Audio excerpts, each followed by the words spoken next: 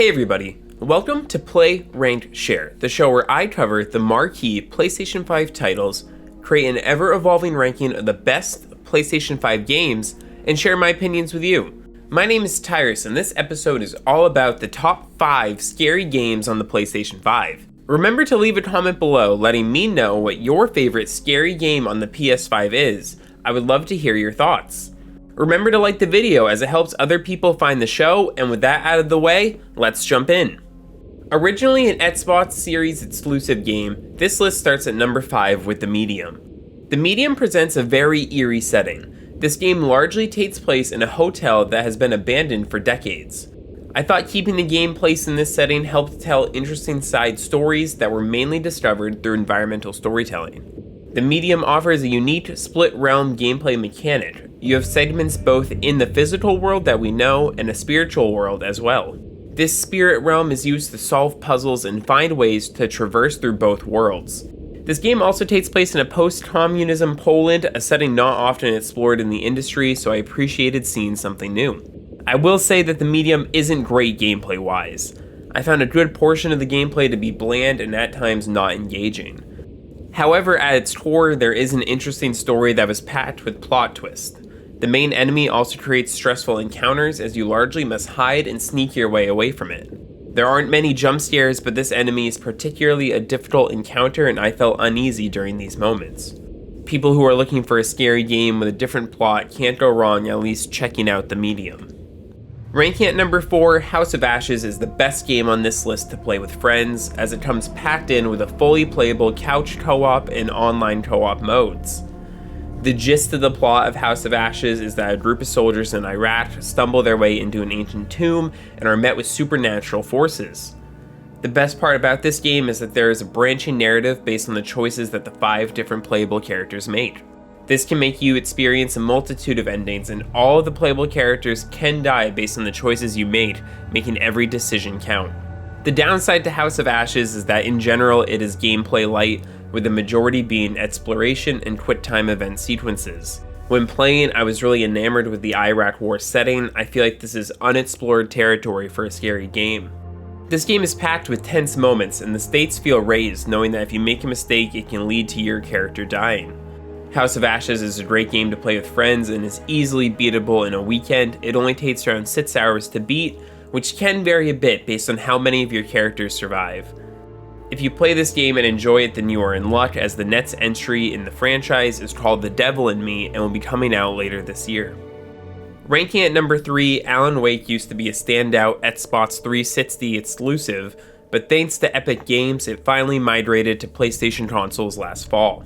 In Alan Wake, you play as the titular character, an author who takes a vacation while dealing with severe writer's block. Things quickly turn supernatural while he is visiting the fictitious town of Bright Falls, Washington, and is heavily inspired by the writings of Stephen King. This action-adventure game presents a thriller-like plot broken across 6 episodes that each take between an hour to 2 to beat. What I think really stands out about Alan Wake is the use of a flashlight is necessary to overcome the enemies that attack you. Utilizing the flashlight acts to destroy the shields around your enemies before you can properly attack them. Alan Wake tells a captivating story that is always raising its stakes and makes it feel like none of your surrounding characters are safe from the dangers present in the game. Fans of Alan Wake can look forward to the sequel that is currently slated for 2023, as developer Remedy Games has promised to deliver a true survival horror game with this sequel. A bit of an obtuse pick for a scary game, and ranking at number 2, Little Nightmares 2 at its core is a 2.5D platforming game. In this, you play as Mono, who must work with their partner Sitz to uncover the secrets of a post-apocalyptic city they are trapped in. This game features platforming puzzles galore and several stealth sequences as you navigate this world and investigate what went wrong. Little Nightmares 2 is able to make platforming scary by creating some truly unsettling environments. One area early in the game is a school, where the porcelain students are out to kill you if they detect any movement. But the big boss in this level, the teacher, is truly scary, and she is able to extend her neck to snatch Mono if she catches you moving. Other environmental staples of the horror genre, such as a hospital and an abandoned shack, are also present in this game, and each bring their own unsettling moments. While there aren't many direct story cutscenes, exploring the world gives enough environmental storytelling to piece together the atrocities that are happening throughout the city. Combining stealth sequences with rapid puzzle solving to avoid danger created situations where I was on edge, hoping I could escape. Little Nightmares 2 is also a relatively short experience. It took me about 6 hours to defeat the game, and I recommend it to anyone who wants to try a dark take on the platforming genre. It should come as no surprise that Resident Evil Village stands alone at the top of the mountain of scary PS5 games. The presentation value alone is amongst the best of any PS5 game, let alone this list. Resident Evil Village constantly keeps things fresh during the story. A new big bad is introduced that you need to defeat every couple of hours, making this game feel like a season of a horror TV show, with a new threat that needs to be defeated every episode. While the protagonist Ethan Winter lacks any charisma and frankly drags the game down a bit, there are plenty of menacing characters to keep you on your toes throughout your journey. The game is also packed with plenty of scary, intense moments that had me crawling in my skin. One moment very early in the game has you walking through a cornfield, hearing the enemies around you with the 3D audio, but not being able to physically see them until they're right on top of you.